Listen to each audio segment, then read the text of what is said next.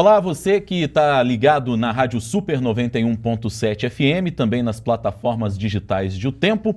Nós estamos aqui hoje com uma entrevista com o candidato a vice-presidente na chapa do presidente Jair Bolsonaro, do PL, candidato à reeleição. Nosso entrevistado de hoje é o general Braga Neto, igualmente do PL.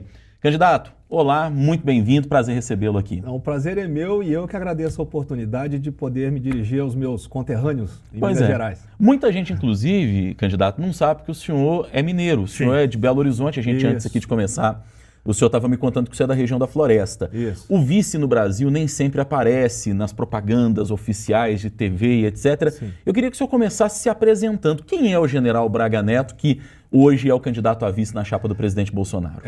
É interessante que você falou, porque o pessoal me liga muito ao Rio por causa da intervenção, Jogos Olímpicos, todos aqueles grandes eventos no Rio de Janeiro. Mas eu sou da Floresta da Januária, né? Continuação da Bahia, meu pai de Juiz de Fora, minha mãe de Viçosa. Fiz aqui o colégio militar até o final, aí depois fui para a academia militar, né? E aí rodei o Brasil inteiro, rodei o exterior, morei fora também. Participei também de, vamos dizer, outras coisas fora da força, né? Por exemplo, eu fui um dos que foi da criação do sistema de proteção da Amazônia, que criou todo o sistema de radar, que hoje o Brasil tem cobertura radar para os aviões em todo o país. O sistema começou comigo, eu, na realidade, eram 2 oficiais da aeronáutica, um de marinha e eu, né? E aquilo foi crescendo, hoje está em Belém, Porto Velho, Brasília, Manaus, né? É um sistema grande. Participei como interventor, fui meio governador, né? No Rio de Janeiro, então você vai ganhando alguma experiência. Nós tivemos um momento, candidato, em que os militares pouco apareceram na política. Sim. Desde que houve a redemocratização do Brasil, talvez até a chegada do presidente Jair Bolsonaro ao poder, nós tivemos um hiato assim, da participação mais efetiva dos militares na política. Sim. Eu pergunto para o senhor, há um limite dessa participação? Por que os militares submergiram durante um tempo? Olha, primeiro existia uma política de grande mudo, né? As forças se afastaram e a parte política também, por uma questão ideológica, afastou as forças. Você pode ver que os militares foram afastados da capacidade de influenciar. Quando acabaram os ministros militares, eles afastaram todos eles, né? Mas quando me perguntaram isso, eu estava na Casa Civil, eu até falei, meu Deus, como é que eu vim parar na Casa Civil, né? E aí eu descobri que a Casa Civil ela faz o mesmo papel de um Estado-Maior das forças, com algumas diferenças. Ela dá sinergia aos ministérios, evita duplicidade, desperdício de dinheiro, uma coordenação geral de governo. Faz uma coordenação geral de governo, né? Só que tem uma parte política um pouco mais forte. Na força você planeja, executa e o pessoal cumpre, e lá você tem às vezes que negociar, chama ministro, um cede, o outro cede. Nas forças não tem muito disso, né? Mas o trabalho é muito parecido. Quando eu estava na Casa Civil, me perguntaram essa questão dos militares no governo. Eu falei, olha, não existe diferença entre militar e civil. O que existe a diferença é entre ter competência e não ter competência. Tá? Se a pessoa não... Para o militar ocupar aquela função, ele responde por um perfil. Então você pega o perfil, se ele não atende o perfil, ele não vem. Mas basicamente é isso, os dois são cidadãos. O pessoal confunde muito a questão da sociedade civil e acha que sociedade civil, a outra é militar. Não, sociedade civil é aquela que não está no governo. É diferente, é o que está previsto na legislação, né? Mas basicamente é isso, na minha visão. Se tem competência, ocupa. Se não tem competência, não ocupa. Eu pergunto para o senhor também, no começo dessa sua caminhada eleitoral ao lado do presidente Bolsonaro, há quem defendesse que o presidente ampliasse o arco. Ele é um militar reformado, né? Sim. O senhor é um militar que hoje está na reserva. E há quem defendia, ou houve quem defendesse naquele momento, melhor dizendo, que o vice dele pudesse ser alguém até do espectro político. Uma pessoa muito citada foi inclusive a ex-ministra Tereza Cristina, que foi eleita agora senadora, inclusive com o apoio do próprio presidente. Sim. Isso em algum momento incomodou o senhor, porque as pessoas viam como o general Braga Neto é alguém de fora da política? Não teve. Inclusive a Tereza, eu admiro muito a Tereza, não era só a Tereza, tinha mais outros nomes que eu não vou citar aqui. Aquilo ali foi uma escolha pessoal do presidente, né? Eu acho que ele viu o meu trabalho na Casa Civil. Pra você ter uma ideia, na Casa Civil tinha assuntos Eu evito falar para depois não falar para não aparecer crítica a outra pessoa. Mas tinha um assunto, como bom mineiro, a gente não gosta de entrar muito, né? A gente só deixa o conflito só para a hora que é necessário. Mas tinha um assunto que estavam parados, você não vai acreditar, há 30 anos na Casa Civil. Por exemplo? Vamos lá, aquela autoridade nuclear, tá? 30 anos parado. Simplesmente porque tinha divergência entre 2 ou 3 ministérios, você faz um trabalho de organização e põe aquilo para andar. O presidente viu esse trabalho todo, não precisa ir longe, pandemia, tá? Posso falar? Por favor. Pandemia. As pessoas, a grande mídia diz assim, não, foi descoordenada a pandemia. Você sabe quanto tempo, quando começou a pandemia, foi declarado emergência sanitária em fevereiro, março saiu a pandemia, né? Declararam pandemia. Logo 2 dias depois criamos um gabinete de crise. 2 reuniões eu vi que não funcionava, porque vinham ministros, traziam os problemas, iam embora e ninguém abraçava o problema. Aí, pela experiência de grandes eventos e tudo, eu criei um centro de operações. O centro de operações reunia pessoas que tivessem acesso a pessoas de decisão, não só dos ministérios, mas de todos os envolvidos, agências, tudo. Sentava todo mundo na sala suprema lá do Palácio. Então, vou te dar um exemplo da complexidade. Você tinha de trazer EPI da China. Você sabe como é que era? Como funciona? Você tinha 6 horas para tirar a carga do aeroporto na China. Se você não tirasse, você ficava 14 horas pagando hotel e pagando pátio. Se alguém espirrasse, apresentasse algum sintoma, mais 14 dias. Eu falei 14 horas, não, 14 dias. 14 dias. 14 dias. Era o protocolo inicial da pandemia. Era o protocolo inicial, mais 14 dias. Quando saía da pandemia, quando saía da China, você tinha de ver aonde poderia pousar para não ter a carga requisitada. Tinha de coordenar quando chegasse no Brasil, Anvisa, Polícia Federal, Ministério da Saúde, Receita Federal, todo mundo, transporte, estocagem. E além disso, alguma companhia aérea quebrou? Ninguém estava voando, não quebrou. Tudo coordenado pelo governo, né? A gente dividia as companhias para uma buscar, a outra buscar, para poder dar um mínimo de gasto para ela poder sobreviver. Então havia uma coordenação muito grande lá durante a pandemia, aquele início de pandemia lá. O presidente viu isso, viu todo o trabalho, aí fez uma opção. A comunicação do governo falhou diante disso que o senhor está apresentando? Olha, porque muita gente fez essa crítica, não houve coordenação, não houve um trabalho efetivo do governo federal na pandemia. Olha, eu acho o seguinte, no início ali, o governo optou muito pela parte, vamos dizer, de mídia social. Quando tentou voltar, já era existem problemas regulatórios que impediram ali voltar do jeito que ele queria voltar. Mas eu acho também que isso aí gerou um atrito entre as grandes mídias e elas não colocavam... As notícias tinham sempre um mas, né? Desemprego... quer um exemplo real? Eu e Paulo Guedes, o presidente sempre falou em salvar vidas e salvar empregos, né? Tinha de manter os dois. E aí os ministros começaram a me procurar na Casa Civil e dizer para mim que tinha um projeto para poder gerar emprego. E os ministros são muito competentes. Aí veio o primeiro-ministro, um projeto de algum bilhão de reais, o outro alguns bilhões. Quando chegou o terceiro-ministro, eu falei assim, para e vamos organizar isso aqui. Vamos priorizar. O que gera mais emprego, o que gera mais rápido, o que já começou, uma série de requisitos. E aí a mídia começou a falar que eu tinha criado um plano Marshall, que eu estava competindo com Guedes. Eu conversei com Guedes e eu e Guedes fizemos uma coletiva e apresentamos o que era aquele pró-Brasil. Não tinha nada a ver com o caminho da prosperidade, que é o plano de governo. Aquilo ali é lei, inclusive. Apresentamos, ficamos, eu acho que mais de 40 minutos falando.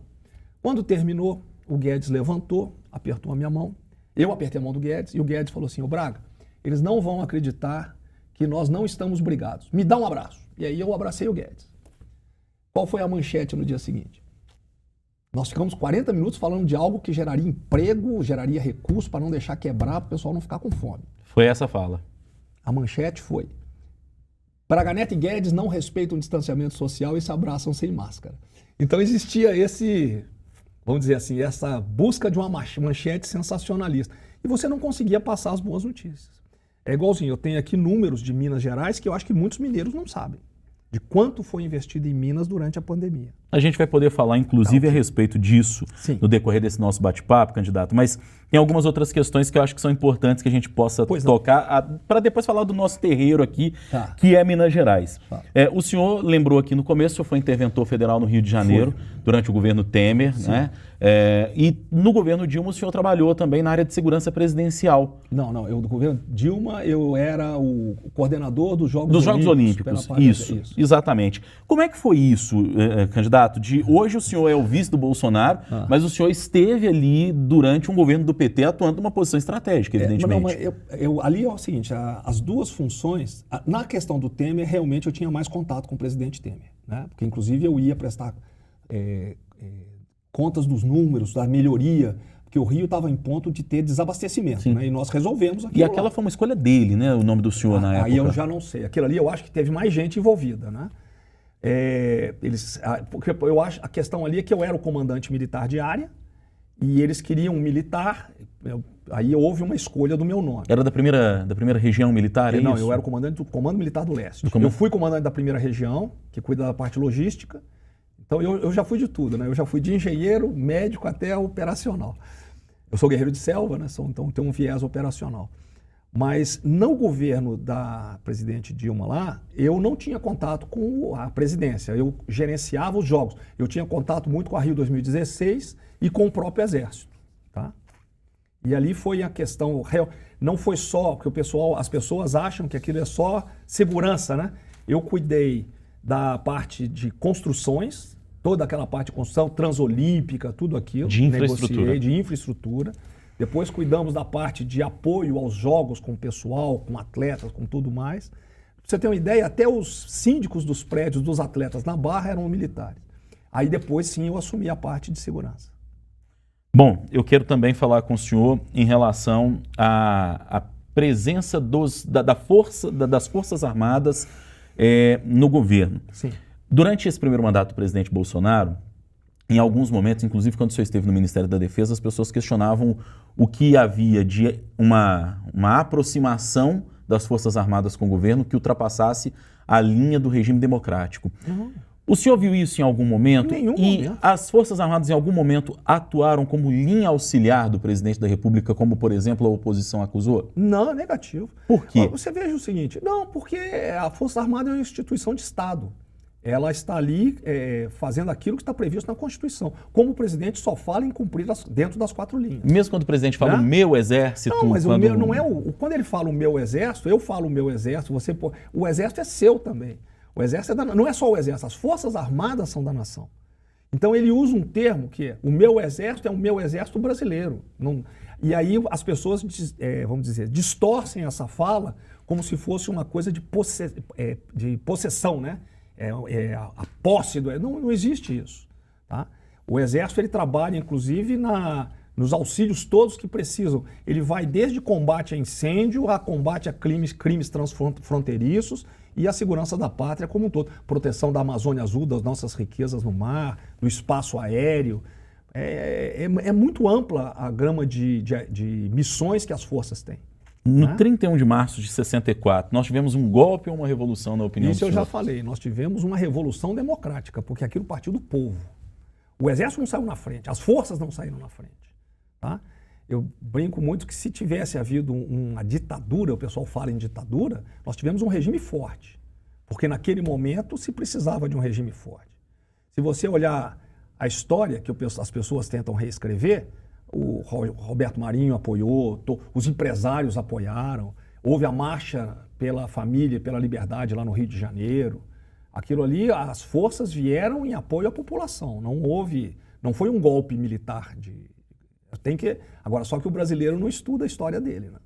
O senhor acha que a história, por exemplo, ela é contada da maneira errada nas escolas? Não, isso aí foi sendo distorcido, Você fala, por exemplo, que o regime comunista...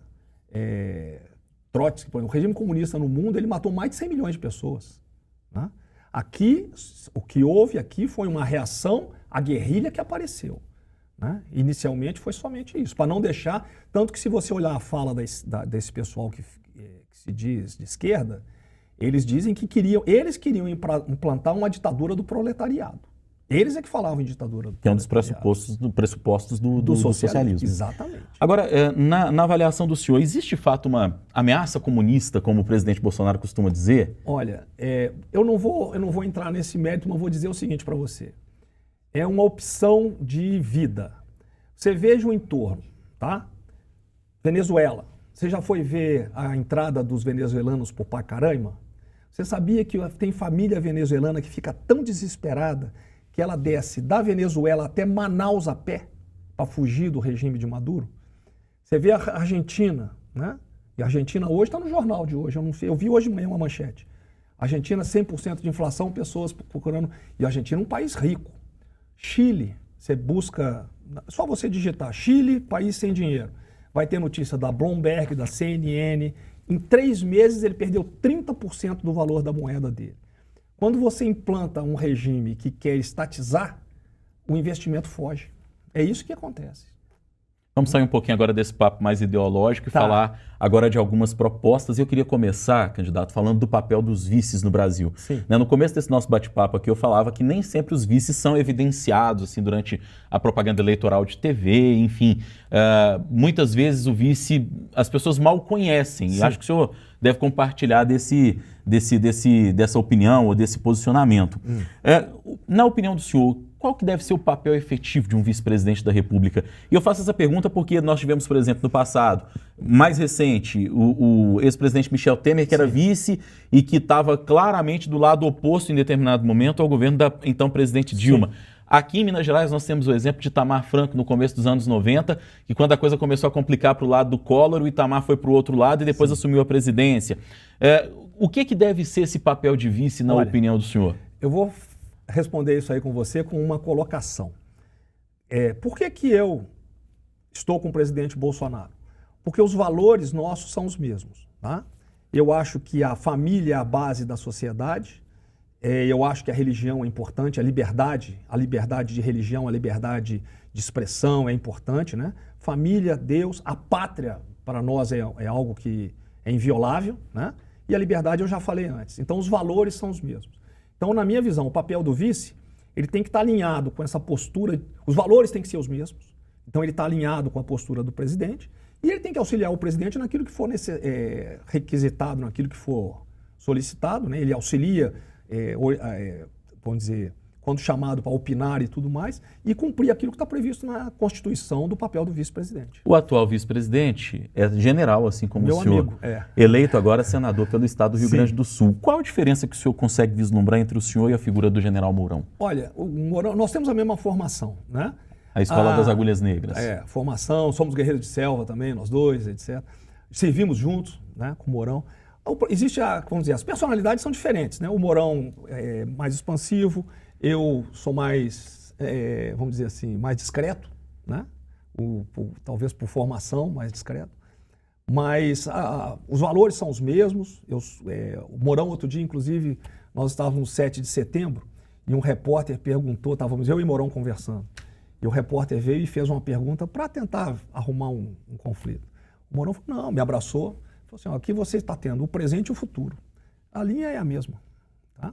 Nada muda, digamos assim, para além do perfil de cada um. O perfil de cada um, não muda nada. O senhor citou religião. Sim. Nesses últimos dias, talvez nos últimos 10 dias, a campanha ganhou um contorno totalmente religioso. E a gente notou que os dois candidatos que estão disputando esse segundo turno estão atrás, estão na busca do voto das pessoas religiosas, né? O presidente Bolsonaro, nessa semana, esteve aqui em Minas Gerais, participou de um evento evangélico, depois esteve em Aparecida e participou do Dia de Nossa Senhora Aparecida, que é o principal templo católico do Brasil. A gente viu o outro lado dessa campanha, com o ex-presidente Lula divulgando uma carta que, em princípio, seria direcionada aos evangélicos, depois tentaram expandir um pouco para os religiosos. Como é que o senhor avalia esse duelo religioso no qual as propostas parece que estão ficando em segundo plano e a conversa vai mais para as questões morais que envolvem cada religião? Olha, eu vou fazer uma observação. Primeiro, o presidente não se aproximou de questão religiosa agora. Ele já há muito tempo, né, desde o início do governo, ele fala em Deus, ele aponta para o céu, e tudo mais. Ele é católico, a esposa é evangélica, então ele sempre teve essa linha. O outro lado é que de repente começa a ver voto e começa a se aproximar. Isso aí é bem claro, isso aí eu não estou fazendo jogada política, né? Aí me perdi. Qual é a outra pergunta? Como é que o senhor vê essa discussão então, que permeia a questão religiosa? Então, essa questão, então, o presidente sempre teve esse lado religioso. Agora, as propostas de governo, elas são bem claras. A proposta do governo, que está inclusive a diretriz que a minha equipe, eu ajudei a fazer, teve mais gente envolvida, o pessoal tenta botar só na minha conta, mas não foi só não. Todos os ministérios, conversei com as federações de indústria, todas elas. A proposta é bem clara. A nossa é uma proposta de diminuir o peso do Estado em cima de quem produz, porque quem gera emprego é o pessoal do agro, é o empresário, é o vendedor, é quem trabalha. Ele gera emprego e ele gera riqueza. O governo, ele só gera emprego quando ele abre concurso público, mas ele não gera riqueza. Preocupa com eles, não que... Ele não gera riqueza. Para quem não entendeu, é porque eu fui alertado agora sobre o tempo da entrevista e nos bastidores as pessoas não sabem quantas pessoas chegam aqui para falar com a gente, né, candidato? Aí eu falei para ele, que é bom explicar. Então a proposta nossa é essa, tirar o peso do Estado de cima. E que o presidente sempre fala, né?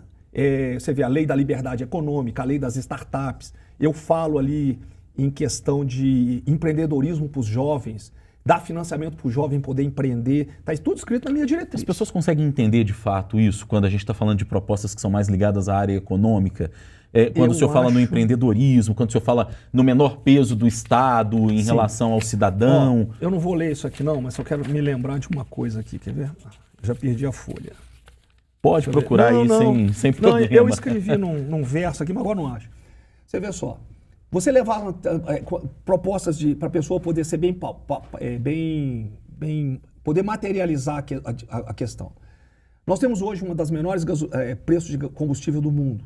A inflação do brasileiro, enquanto o americano ontem bateu 8 ponto alguma coisa, a inflação acumulada, segundo o boletim Focus, de janeiro até agosto, deu 4 ponto alguma coisa e deve chegar abaixo de 6 no final do ano, né?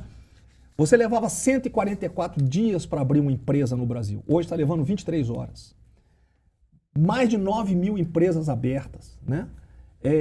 Uma série de eventos facilitando essa liberdade. A questão do preço da economia. Esse aqui mesmo, obrigado. Tá vendo? Deflação, diminuição da violência. Para as mulheres, foram feitas mais de 70 leis defendendo a mulher, caiu o número de feminicídios, né? Isso que eu estou falando para você, por exemplo, diminuição da violência, saiu até no New York Times, né?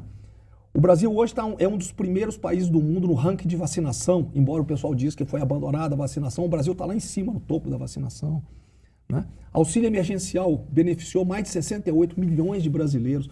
Então, isso tudo veio dessa questão econômica e da postura que o governo teve na economia. Da postura liberal. Exatamente. Você vê a gente não conseguiria...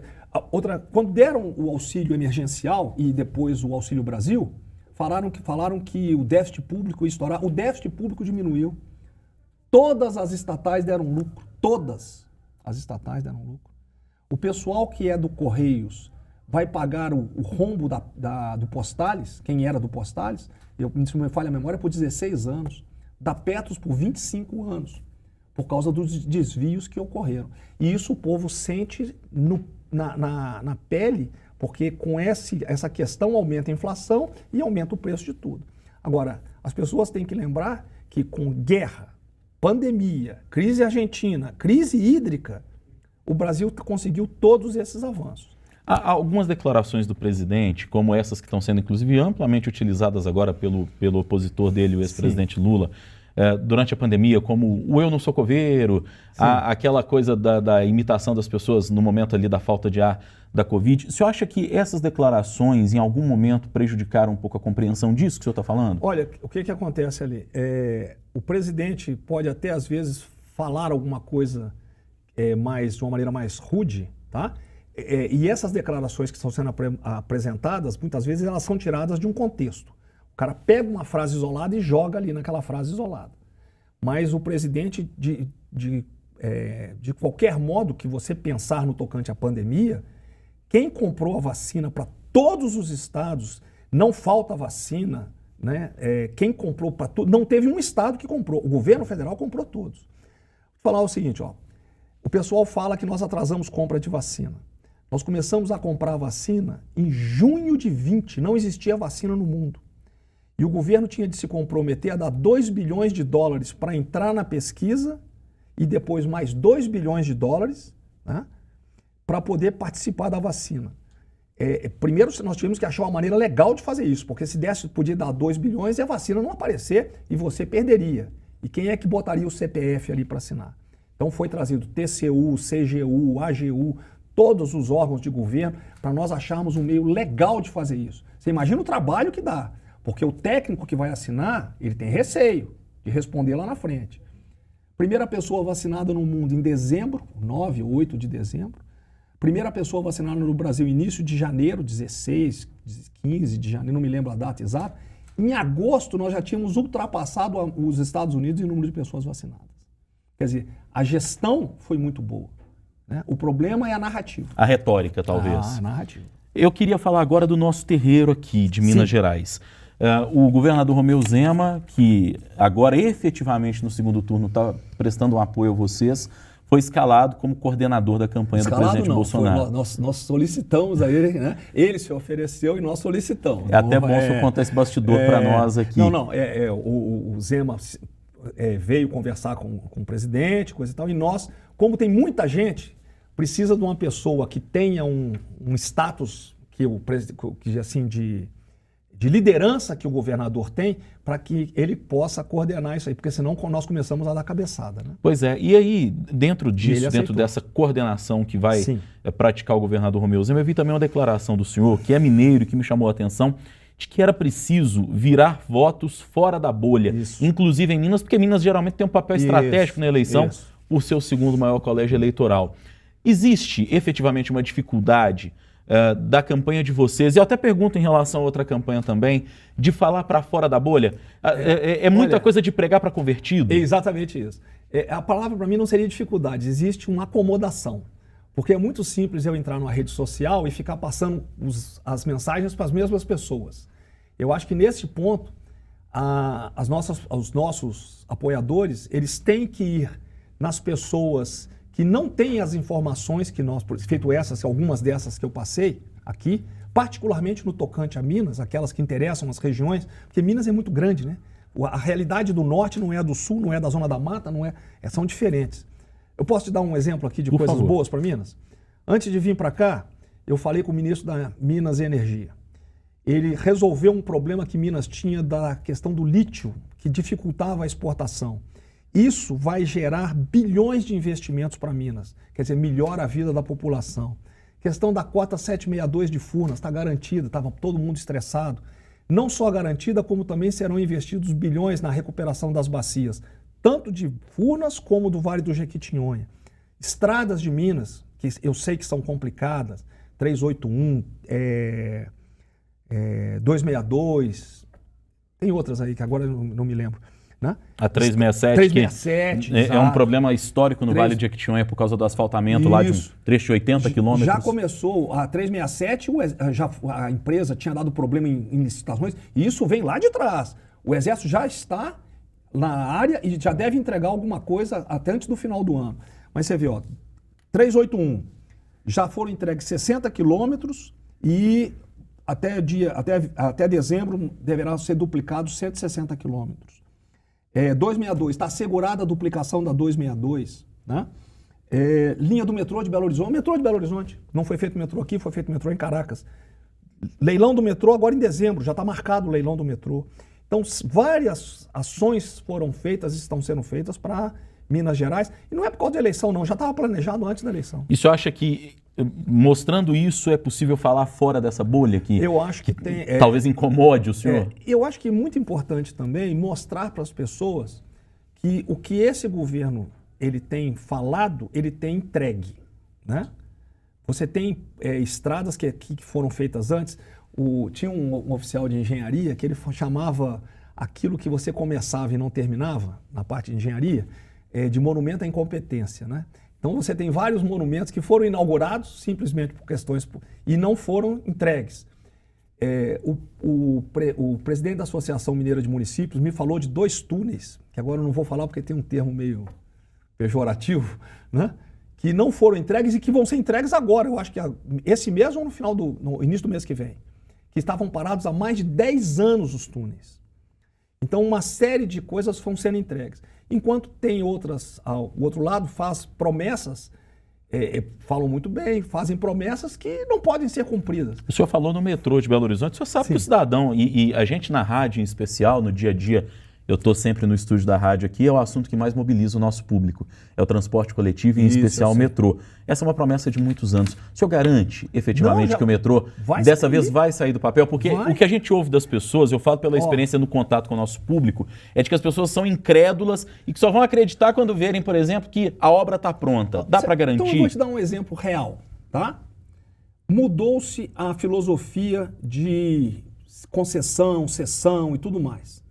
Em vez de você ganhar a concessão, quem dava o maior ágio, quer dizer, o dinheiro vinha para o caixa do governo, hoje em dia ganha a concessão quem dá a maior capacidade de investimento e de facilidade para o usuário. Isso já aconteceu nos outros lugares. Exemplo claro, Eletrobras, tá? Exemplo claro, Marco Legal do Saneamento. Você sabe quanto aumentou o Marco Legal, o investimento em saneamento com dinheiro privado, desde que foi feito o marco, que tem o quê? 11 meses, 10 meses? 1000%. Ele pulou de 4,5 bi para entre 50 e 80 bilhões de investimento de dinheiro privado. Porque a pessoa ganha quem dá o maior investimento, né? E não precisa só botar o dinheiro no caixa. Aproximadamente é o seguinte, de 1 trilhão que veio, 800 bilhões foram para investimento, quer dizer, facilita a empresa que vai fazer. Tá? E somente 200 bilhões é dinheiro... 200 bilhões é que vem para o caixa do governo. Isso facilita para a gente em atender a população porque melhora a produtividade. Bom, eu tenho aqui umas outras questões que eu quero levantar com o senhor, mas o nosso tempo está ficando curto. Eu vou tentar tocar nesses outros assuntos ainda, candidato. Vai. Primeiro, o senhor disse aqui antes da gente começar que entrevista não era uma realidade muito visível na vida do senhor, que o senhor não era muito afeito a tirar foto. Não, entrevista não, eu falei fotografia. Exatamente. E que também nunca foi muito ligado a redes sociais. Não, isso é verdade. O senhor já está preparado para, sobretudo se o senhor foi eleito vice-presidente da República? Eu devo permanecer no mesmo perfil. Eu tenho uma rede social agora, mas que é o Twitter? Twitter e Instagram, mas ele é oficial. Então as pessoas só me perguntam, posto ou não posto? E eu procuro colocar ali realizações e coisas que esclareçam a população, tá? Então esse perfil eu não mudo. O senhor já se acostumou com esse ambiente digital? Com ambiente digital. Eu sempre acompanhei. Eu falo das redes, Eu não sou de, vamos dizer, utilizar para mim. Por exemplo, eu não sou daquele que vou no restaurante, bato foto. Não é o meu perfil. O meu perfil é sempre institucional, entendeu? Isso aí vai continuar do mesmo jeito. Isso aí é muito difícil mudar. Uma outra questão, marco temporal, que é um assunto que gerou muita polêmica. O senhor é contra ou a favor? Lógico, eu sou contra. Por quê? Porque é o seguinte, o Brasil tem aproximadamente hoje 14%, 13 ponto alguma coisa, 14% do território de reservas indígenas. Demarcados. E você tem aproximadamente 800 mil índios, mais ou menos. O próprio Estados Unidos, que tem acima de 2 milhões de índios, tem 2 ponto alguma coisa de terra indígena. Então, e essa terra indígena no Brasil de 13%, 14% já é maior do que vários países da Europa todos. A terra Yanomami, que é do tamanho de Portugal, você tem o quê? 4.500 Yanomamis. Então é mais que o suficiente. Se o marco temporal passar, que é uma distorção, porque já foi definido na Constituição, né? Aquilo ali parou em 88. Se ele vier, isso aí vai aumentar, vai para uns 30 e poucos % vamos dizer, do território. Isso aí vai quebrar a agromineração, vai gerar um problema muito sério para o país. Sem necessidade. O problema não é questão... Sem necessidade. Porque vai começar a aparecer etnia que não existia antes. Tá? Bom, uma outra questão. Orçamento secreto, o senhor é a favor ou contra? Não tem orçamento secreto. Isso aí é uma outra narrativa que foi criada. O orçamento é do relator. Tanto que se você entrar no Contas Abertas, você vê o que acontecia. Eu acho que antigamente você não estava muito especificado quem era o relator. Aquilo ali é um orçamento que está na mão do Congresso. Foi apelidado de orçamento secreto. Se quiser, depois eu posso até te mandar os dados completos disso aí. Tem uma explicação, não é nem explicação, é uma documentação sobre isso. Ele é o orçamento do relator. O relator recebe, eles propõem, porque o próprio Guedes já tinha dito isso, outras pessoas já tinham dito, o presidente da Câmara já tinha dito também, outros políticos. Os parlamentares que foram escolhidos, eles têm condições de definir ali aonde seria melhor aplicado o recurso, né? E quem define isso lá é o relator. Então é o Congresso que está fazendo isso. Não existe um orçamento secreto na mão do presidente, nem nada disso. Para que o senhor possa agora se dirigir ao eleitor do senhor e do presidente Bolsonaro, a gente está chegando já ao fim dessa entrevista, o senhor pode se dirigir a ele aí com 1 minuto, para que o senhor possa, enfim, se comunicar mais diretamente, para além da pergunta do âncora aqui, para que o senhor possa se comunicar com o seu eleitorado. Olha, os eleitores conhecem muito bem a nossa proposta. A proposta nossa do presidente está apoiada, minha, dele, de outros, né, de todos os envolvidos no governo, em cima dos valores básicos, que é Deus, pátria, família. Família é muito importante, porque a família é a célula máter da sociedade, né? E liberdade. Vocês sabem que nós somos contra a ideologia de gênero, somos contra a liberação de drogas, né? Porque isso atrapalha, prejudica os nossos filhos. E eu acho que quando os senhores e senhoras forem votar, vocês deviam pensar não em vocês, mas nas nossas gerações futuras, nos seus filhos, nos seus netos, nas crianças. O que eles querem? O que vocês querem? Que Brasil vocês querem que eles recebam? Um país que tenha o aborto livre, que tenha liberação de drogas, e um país que esteja voltado para essa questão socialista? Ou vocês querem um país que vem crescendo enquanto o mundo vem tendo problemas financeiros e tudo mais? A escolha são duas propostas bem claras, né? A proposta nossa é diminuir o peso do Estado de cima de quem produz, né? E dar liberdade para que todos possam se expressar e manifestar as suas vontades e tudo mais dentro do que está previsto na Constituição. É isso aí. General Braga Neto, ele é o candidato a vice-presidente na chapa do presidente Jair Bolsonaro, que disputa a reeleição pelo PL. Nosso convidado, muito obrigado pela entrevista, foi um prazer. Eu que agradeço a oportunidade. Obrigado. Até a próxima. Se Deus quiser. E você vai acompanhar os melhores momentos dessa entrevista na programação da Rádio Super. Você vai acompanhar também os principais trechos dessa entrevista na edição impressa do Jornal O Tempo e, claro, toda a repercussão também em todas as nossas plataformas digitais. Até a próxima. Obrigado.